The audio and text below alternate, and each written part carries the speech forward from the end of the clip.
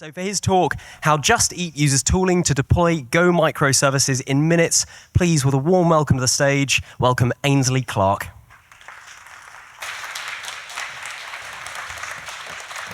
Thanks, Fergus. Appreciate that, mate. Hi, I'm Ainsley. I'm a senior engineer at JetConnect. JetConnect is a team within Just Eat. Been here just over 2 years. There's my contact details if you want to get in touch, or if you want to follow along with the slides. I've got a massive passion for Go, as you can tell by these little guys. I'm very happy to be here, joined by such a good community. But moving on to my talk today, I want to talk to you about how Just Eat uses tooling to deploy Go microservices in minutes. And I want to talk to you about a tool called gokit and how it simplifies and creates and managing microservices within Just Eat. This centralized repo has helped us with SRE, event handling subscription, amongst many other things. So today we're going to look at what is JetConnect, what do we do within Just Eat, the problems that we face when trying to grow and scale, and how we solve them using gokit. And then I want to design like a small pizza service, or to deliver pizzas using gokit. And I'm going to show you how some of the benefits this centralized repo helped us. So what is JetConnect? JetConnect initially started as Flight. They opened their doors in 2013 as an integration platform. And we deal with everything from restaurants to groceries to electronics.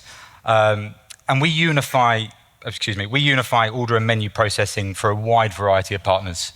So back in the olden days, if you had like a restaurant, for example, you might have 3 iPads. You might have one for Deliveroo, one for Uber, and one for Just Eat. JetConnect or Flight, they made it just so we can have one iPad and you didn't need to deal with more than one payload when injecting. So you didn't really need devices in store. So it's very good. Excuse me, clicker's going a bit mad. You'll be referring me to the POS or point of sale system a lot in this talk. And just to note, it's a system sort of to design to help with orders and other business transactions. Essentially, it's what we use to interact with partners to tell about the order. At Just Eat, we love Go. We have lots of teams using Go, and in terms of scale, we've got about 731,000 partners, which are spanned over 17 different countries. JetConnect specifically, and again, we're a team of about 50. We have over 100 microservices, and they're all in Go. So when I say that we do love Go, we do really love Go. So this is kind of a typical order journey at Just Eat. So if someone places an order after a couple of beers on a Friday night, we transform the order payload into a format the partner will consume. And we kind of also act as a router to decide where these orders will go. And as I said, there we inject it into the partner's point of sale system. And to give you just an idea of scale, we do this thousands of times daily, and we have actually over 800 million of orders per year, so it's very, very big. So I'm going to go over kind of how we started and where we're up to now, and it kind of gives you a bit of indication of our Go journey. So we started off with a PHP monolith powering most of our platform capabilities, but it was slow to ship, legacy code, difficult to make changes, and huge test suites. And I think I actually overheard someone saying yesterday that they had a PHP monolith, so I think that is kind of a journey that people make to Go. It kept on getting bigger and bigger. I feel like I've had nightmares about this bloody elephant. But there we go, it's a bit menacing. And as we were trying to integrate with different vendors quickly, we extracted our integrations into TypeScript. And they used gRPC to interact with this PHP monolith. Each TypeScript service implemented this RPC call to make it easier for engineers to implement. And a team was made to spin up as many of these integrations as possible. So what we did is we created a template repo to make it easier when we needed to write something. So had env vars, Helm charts, build and deploy workflows, amongst many other things. Engineers could just fork it, and on you go. And this really helped speed up development. In our young days, fork it, off you go, new integration. We did it over and over again. As such, we were able to create POS integrations in days, weeks, instead of months. This was really good for the moment, and it helped us at the beginning, but it did have some major problems. So We started fast, but we came to the realization that maintenance was a burden with this GitHub template idea. If we ever found a bug in the template repo we made, we had to apply it to all forks of the repo. So if we had to update 150 services manually when there was a change, it's quite painful to do. And because we didn't have a set of standards, and because every repo had kind of a different way of doing things, it was hard for devs to just jump on an integration straight away and start fixing things or features, etc. We also didn't have any end-to-end testing baked in, which didn't really give us much assurance when rolling bits and pieces out. So we needed a way to easily create and update these services as we're moving this fast. We wanted something that distributed well, scales easily, and we were mainly using TypeScript just to sort of wrangle JSON into the various formats that the POS understands. But we wanted something stricter and easier for cloud environments, and we all know Go is really good in those areas. So we made the leap, and we switched. But we needed to come up with a plan and some prerequisites to keep up with these constant changes. So we wanted to build a tool that would help us with all of this stuff. What did we want out of this tool? We wanted to generate and update a repo within seconds. We wanted to define HTTP APIs and with industry standard documentation markup and make it part of the tooling to ensure documentation is first-class part of the process. We want to subscribe to as little events as possible, just wipe run handler and off you go. We wanted all infrastructure details as possible away from the engineers, such as DB, event bus, and object storage. We wanted all CI/CD flows automatically generated so that rolling out updates was easy. No more Helm wrangling or having to do these massive updates again. And we wanted all changes safely deployed to production when merged into main. And capability testing was a large part of this, which I'll get into later. We wanted devs to easily run these services in a development environment with minimal setup. And we wanted the same thing. We wanted consistent ways of doing the same stuff abstracted away, such as creating a logger. You don't want 150 ways of creating a logger, you want one. So we built gokit. And gokit is our microservice development toolkit, which aids with the servicing, provisioning of events, and much, much more. A colleague pointed out to me maybe a couple of months ago that there's actually a gokit on GitHub. It's not that. We just kind of took a bit of inspiration from the name, but it is not that. So I'm going to show you some of the features of gokit, and we're going to create a very simple pizza service. It's not live. I don't have the guts to do it live, but hey-ho. This is a really detailed architecture diagram. This is the sort of stuff I do at work, but no. We're building, just like before, we want to integrate a partner in this case. So in this case, it's Bob's Pizzas. So we're going to build a pizza service. And here's kind of the general flow of what we're going to build. So the event bus, or upstream, are going to emit a new event onto the event bus called Pizza Ordered. Pizza Ordered is going to contain the type of pizza, customer details, etc., etc. The pizza service, we're going to tell Bob about his order. He's going to start cooking it via HTTP post. Bob says all good, 200 okay.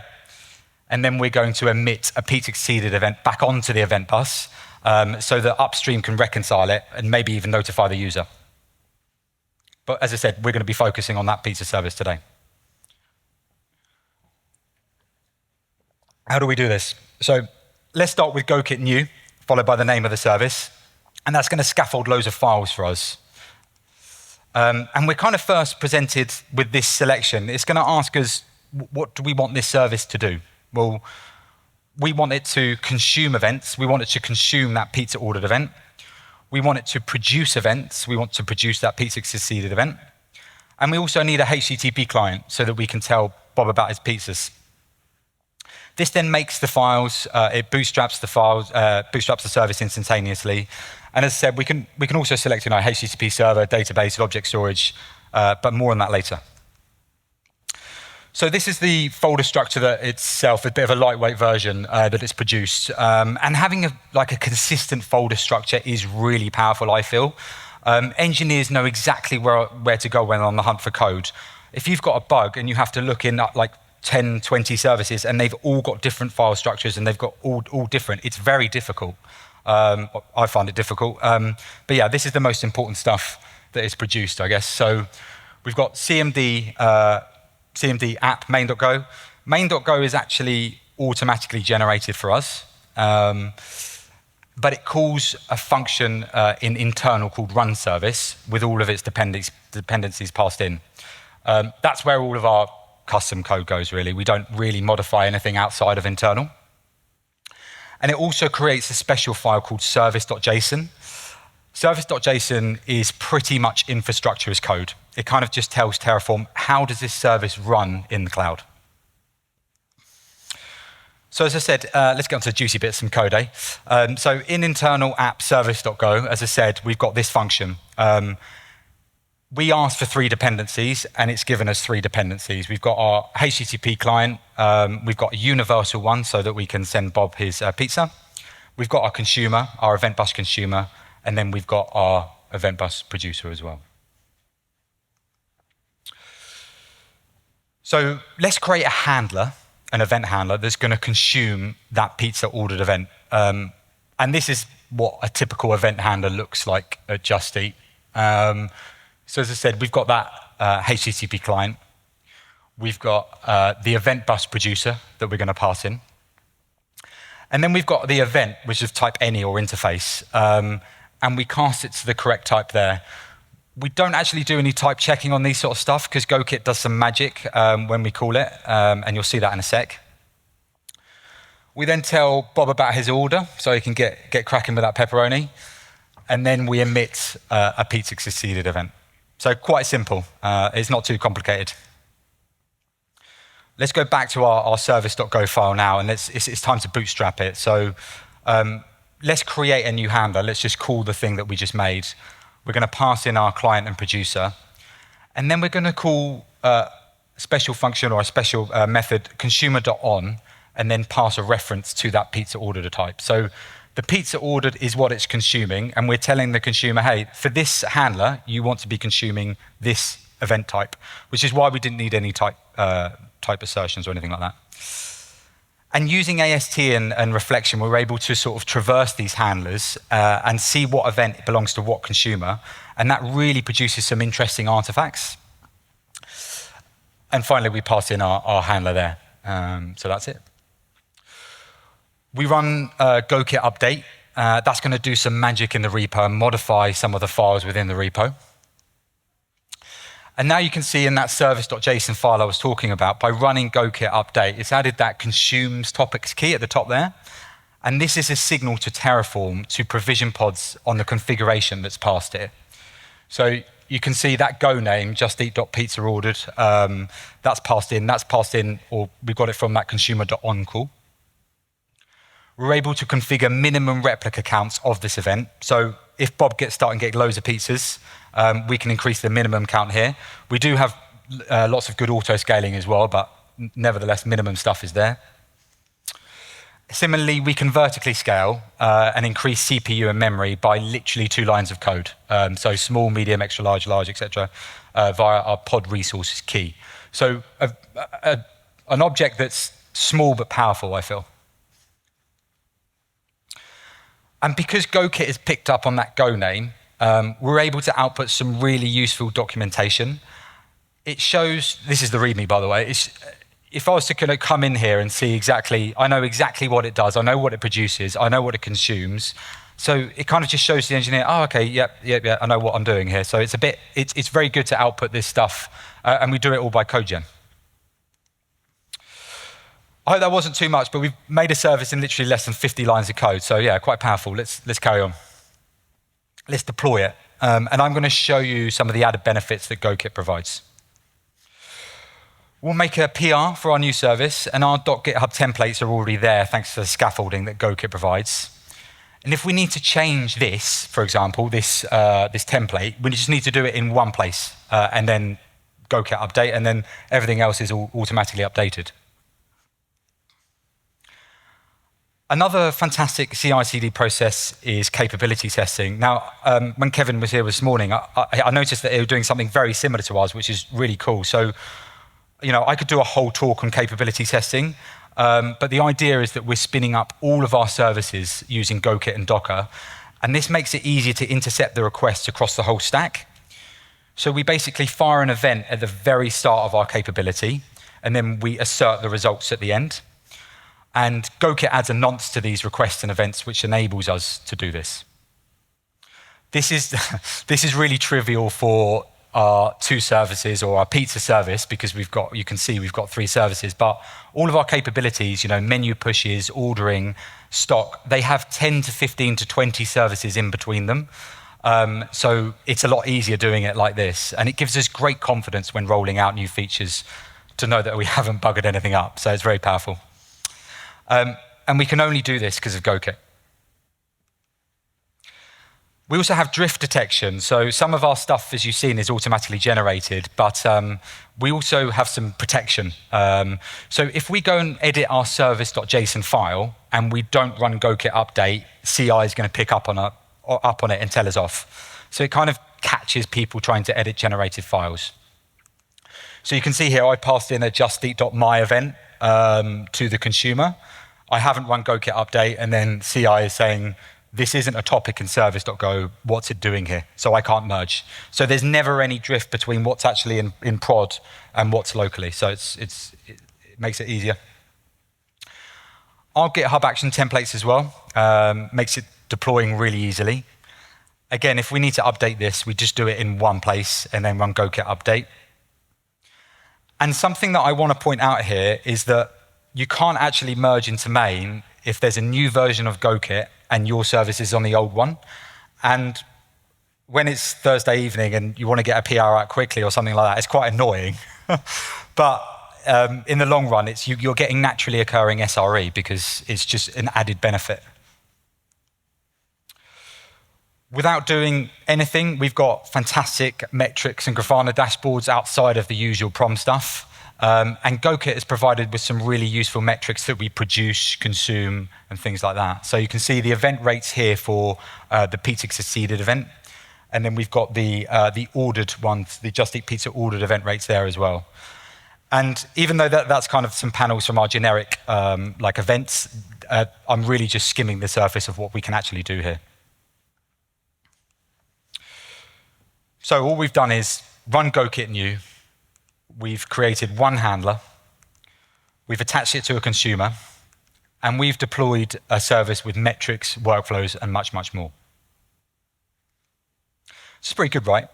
It's quite quick to do. Let's dig a little bit deeper. Let's say that someone from product knocks on your door and he says, hey, and he says that we need some analytics and more details on Bob's Pizza. He says that we need to have a reference to the order before we tell Bob, and we need average basket totals in a database for analytics.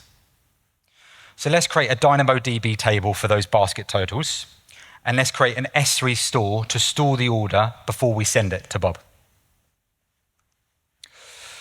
So back to our lovely detailed architecture diagram here, we need to add a DynamoDB table so we can store the order analytics and then query them by order ID. Then we need to add an S3 bucket to store that order payload before sending them over to Bob. How do we do this?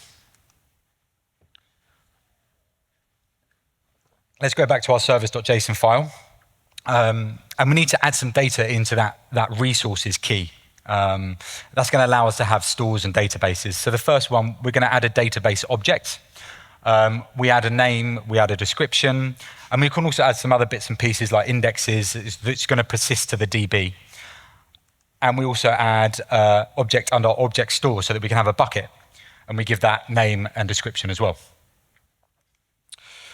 Let's run gokit update, and that's going to modify main.go. It's going to modify run service with all of those dependencies.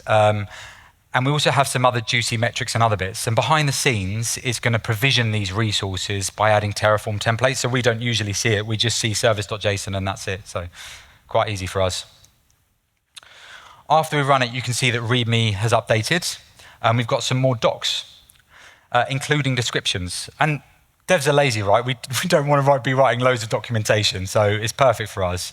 And as I said, any engineer looking at this README file knows exactly what it does. So yeah. Let's go back to our service.go file, and gokit has updated a few things here. So the first thing it's added is a database, and that's of type read writer. This is an interface stored within the gokit library. So when I was talking about abstracting those patterns, this is going to be one of those methods that we do.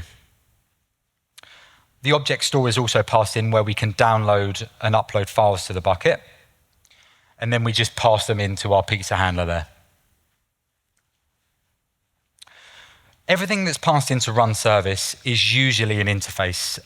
That encourages a lot of easy testing with great dependency injection because it's easily testable, right? And as I said, this is a great example of some really reusable code that we have in the gokit library. Not saying that we would, but if we did want to switch over to Postgres, maybe Dynamo's too expensive, we could do it in one place. We'd update the implementations from these methods, read and write, and then everything else would just work. So we got that extracted away, which is easy to hot swap components. Looking back at the handler that we just wrote, let's pass in our database and our store into the pizza handler. And then we're going to write our analytics to the database after we've told Bob about his pizza.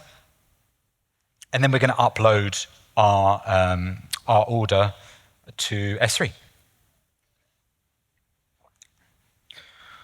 We can test our changes by running gokit run, and that will spin up DynamoDB admin and mini.io so that we can pipe the events and check if our capability is working. And that's going to give us a lot of reassurance before making that PR. So let's go ahead and create a PR and deploy it, and let's see what it's done to our metrics. So you can see how our Grafana boards have just kind of updated automatically. You can see our DynamoDB analytics with read, write, latency, and other metrics. You can also see our S3 stuff here, displayed with ops per bucket, latency, and errors as well. It's not too bad, right? So someone's asked us to add some functionality, and we haven't really thought about the underlying infrastructure. We've added a couple of JSON keys and stored them. And like I said, I know this example is trivial, but it does really come to life when we're working on these hard problems. We don't have to focus on infrastructure.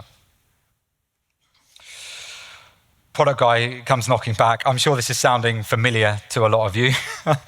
But essentially, Just Eat wants to notify the user when the order is ready so that the user can get a nice kind of your pizza's on its way notification.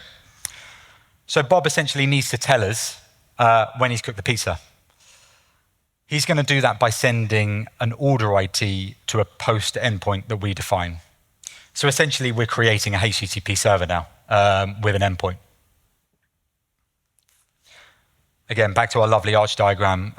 Bob's going to tell us when he's cooked that delicious pizza. So he's going to send us a post request to an endpoint that we define in our pizza service. That's going to contain the order ID. And then we're going to tell upstream about the pizza. And that's going to be, so the user can see it on their app. And we're going to do that by emitting a new order ready event. Let's edit our service.json file to enable that HTTP server. So we're going to add a HTTPS object here.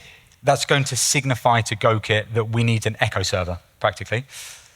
We can also set how long we expect our handlers to time out. And as usual, we can define how much CPU and memory we expect this service to use. Most of you are familiar with this, but Just Eat uses OpenAPI files to define APIs.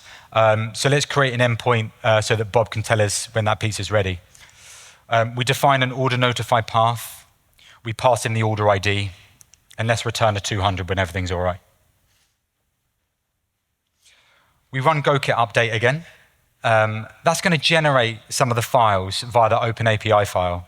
And you're probably familiar with this scaffolding if you've used Go with OpenAPI before. So we've got some new files under HTTP service package here. The first file, endpoints.go, has created a HTTP handler struct for us. Server.gen.go, you'll see in next, is the HTTP server interface definition generated by OpenAPI. And types.gen.go defines all of our requests and response bodies. So it's created a server interface that we need to implement. So we need to create a type that implements that order ready function so we can tell upstream. So this is what a kind of event handler looks like, normal HTTP handler. Let's go ahead and implement that function. So we create a shared logger at the top, which contains trace IDs and request IDs, making it really easy for debugging. Again, this is another bit of library code that we had that makes it easier for us to do the same thing over and over again. We then bind our request body so we can get that order ID. And then finally, we emit our justeat.orderReady event alongside the order ID. Back to our service.file, so let's account for that new HTTP server. You can see it's automatically passed in an echo server there. And then we register our HTTP handlers by passing in, a type that implements that server interface.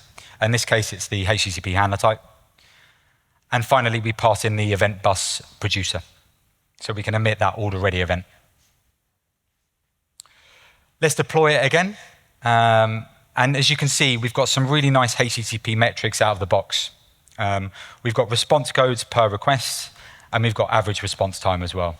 So you can see by just spending a little bit of time on these templates, you can get some really powerful boards without doing anything. So we've just implemented that feature for product guiding. Again, less than 50 lines of code. So product is happy and you're happy as well. So nice. After creating gokit, how has it helped us? It's really easy just to forget how much this has done to form Golang engineering and Just Eat with the 6 years that gokit has been alive.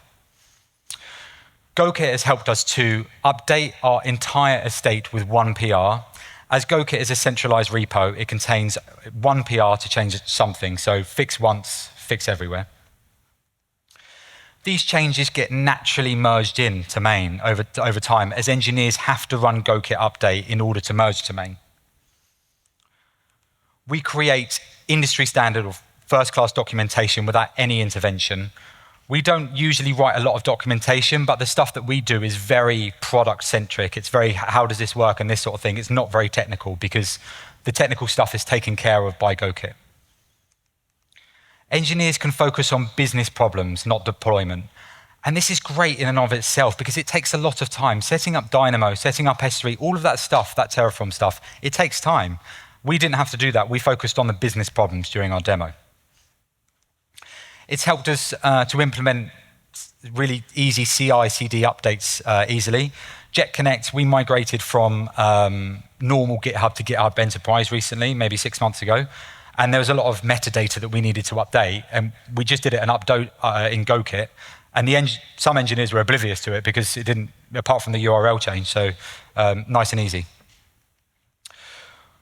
I think this is one of the best ones. But yeah, it's helped us with folder structure. This saves, having the same folder structure saves us hours digging around in repos to try and find the right file.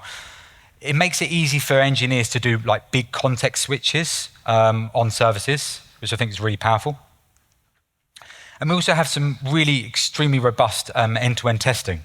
And I feel like this is, well, not after Kevin's talk, but I do feel like this is a unique paradigm for Just Eat, is that we're doing these capability testing, that we're not going to cause any production incidents because we've got this large capability testing suite.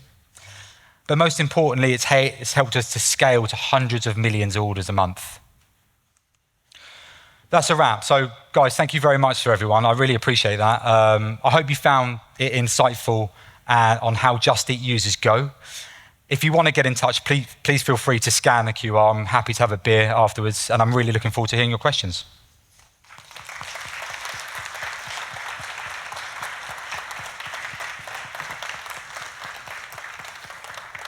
All right, hands up for questions. Hi, great talk, thanks. Okay. Does gokit essentially produce, are all your services the same? Or do you modify the output that gokit creates in order to sort of and do you customize that, or basically are your services like pretty much the same across the board? So every service will have exactly the same folder structure. It would be very unusual if we went into a gokit service and there would be a file missing or a folder missing. Everything that we write, as I said, is in that internal. So anything that's custom usually goes in internal. And because engineers, we're on the same page mostly, we have kind of a way of defining like stores. It's very DDD. So if we had like a stock capability, for example, we would have a stock package where we would have a DynamoDB, S3, everything within that package. So yeah, everything is pretty much the same. The only fluctuation is in that internal folder. But even that, we're usually quite good at keeping things tight. Excellent, thanks. All right, thank you.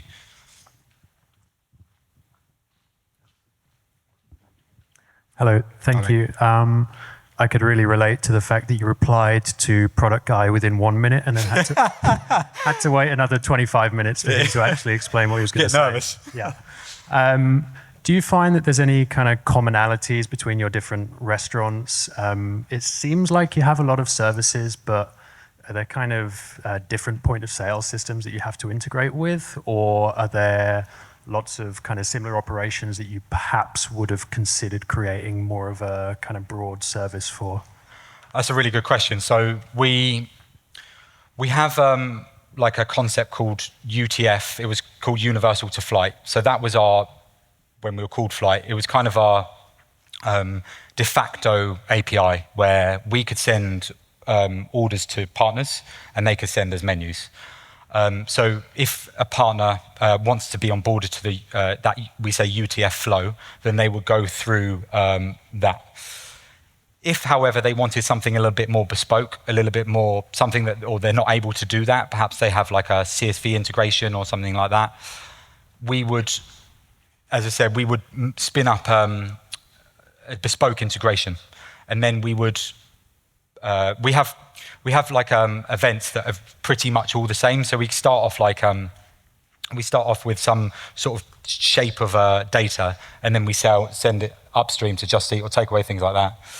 So yeah, it really depends if the partner is able to conform to those standards, our UTF API, or if it's something that we do to make it a little bit more bespoke. But yeah, it really depends. There's a lot of fluctuation in what partners want to send us and how to send us and things like that. It's surprising how many partners are like on a CSV integration. But yeah, I hope that answered your question. Thank you.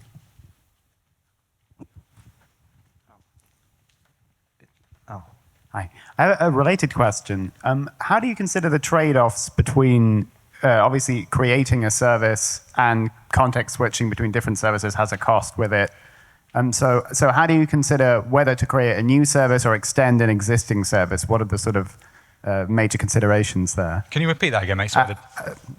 Sorry. What considerations do you take in mind when you think about whether a new feature should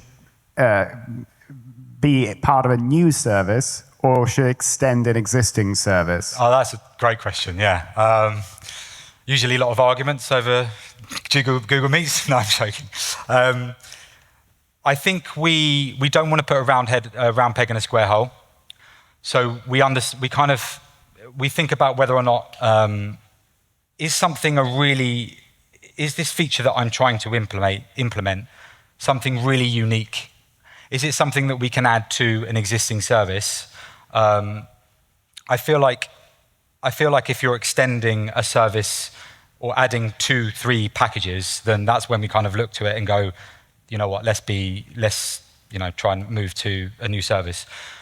We're actually I was talking to a colleague earlier, and we're actually kind of shifting away from having many services defined in multiple repos, but actually having one service doing different things, because it's kind of the same thing.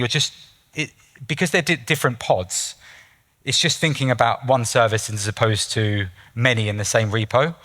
But yeah, it usually, I don't want to say it depends, but it usually does depend on what we're trying to achieve. Thanks. Yeah, no worries. Hi Ainsley, it's David from Love Holidays. Hi mate. Can you Oh, hear me? hi, mate. So we have a somewhat similar domain problem in terms of holidays. So Yep. like we integrate with loads of third-party suppliers. And one of the constant problems we have is that we have an existing domain model, but not necessarily every supplier meets that domain model.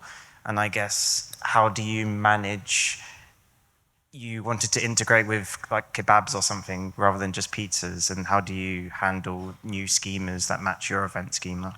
How do you handle what, sorry, buddy? How do you add new events or event types? And Yeah. I guess you've created your own standard, so what committee decides on that standard? I'm glad you asked that, actually, because it's something that I didn't touch on and feel like I should have done. But yeah, we have one repo called events, and it's just many proto files. So that is like the gold standard that we have, and we have like a committee approving those events. So those, we basically just generate Go code off of that, off those events. But yeah, that Just Eat, like pizza ordered, that Pizza XCD event, all of that stuff would have come from the events repo, as I said, which is just proto. And because we used to use TypeScript and gRPC, it was very easy transferring over. But yeah, I hope that answers your question. The thing that I found interesting was that you have gokit, and let's say you make a change to the main template. Yeah. What forces that change across all the different 150 services that use it? Or does it require somebody to then touch it to then update? I think I can show you. Said I didn't want to do live demos, but no, maybe not. Can I put that on there? Yeah, I can. Okay, so this is, where's my mouse? There you go.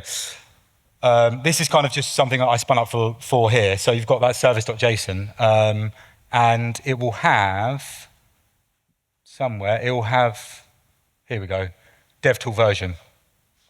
So when we make a PR, it will go and download the latest version of GoKit, check the version, and if the one recently, if this was a 4, but we were on a 6, it would say, no, you can't merge. So I guess my question is, let's say that I've found a breaking change in GoKit, Yeah.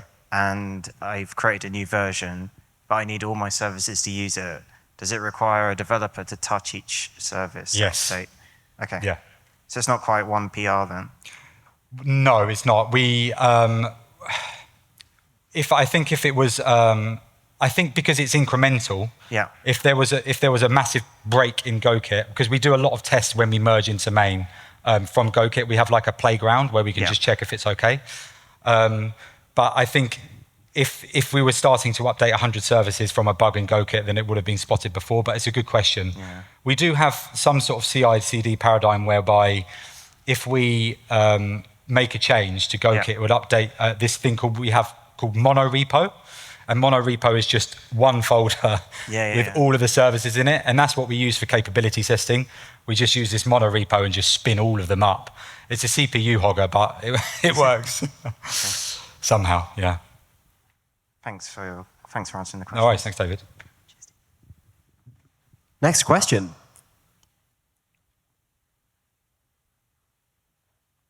Anyone else?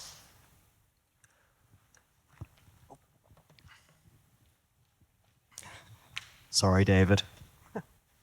I work with you, but I'm not a plant. I promise. I'm not. He's going to ask me something really hard now. I'm going to ask a really annoying. No, I won't. I was going to ask. Right. So we have this thing, and we like work on it loads. If you went to a company, and they were like, "We're a mess. We need to create a tool like this." What would be the feature that you started on first? What would you advocate to do first if you were building GoKit for the first time? Knowing what you know about all the features that you went through today, what would you focus on first? That's a great question. I think service.json has its power. I think rolling out stuff and fiddling and tinkering with resources like databases and stuff like that takes ages. And I think if to have a consistent way of rolling that stuff out and makes it easier for engineers to not even think about, oh, I have to add this database, or I need these permissions, or I need this IAM. I feel like that would be good, but also, as I said before, I think the most powerful thing, if you're in microservices or you're in event-based, or if you even just have loads of repos, is just to have the same folder structure.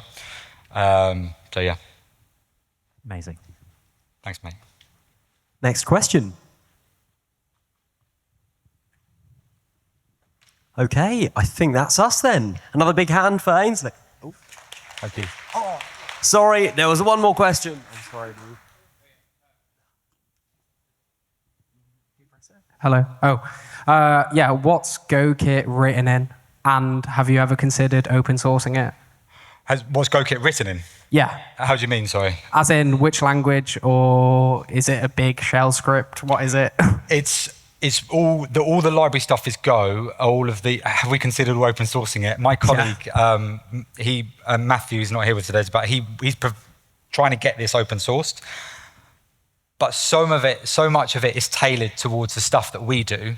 In order for us to make it somewhat universal to other companies and other people, we would have to strip a lot of stuff out. So it'd be a lot of work for us.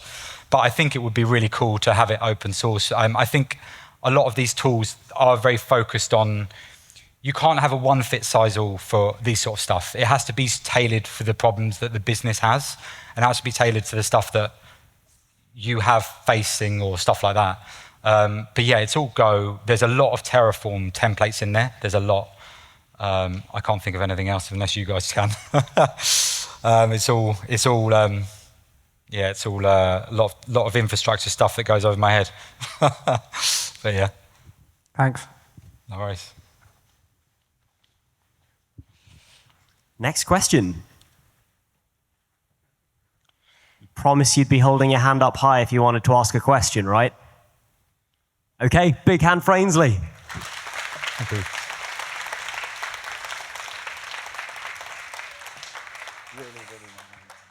Thanks, mate.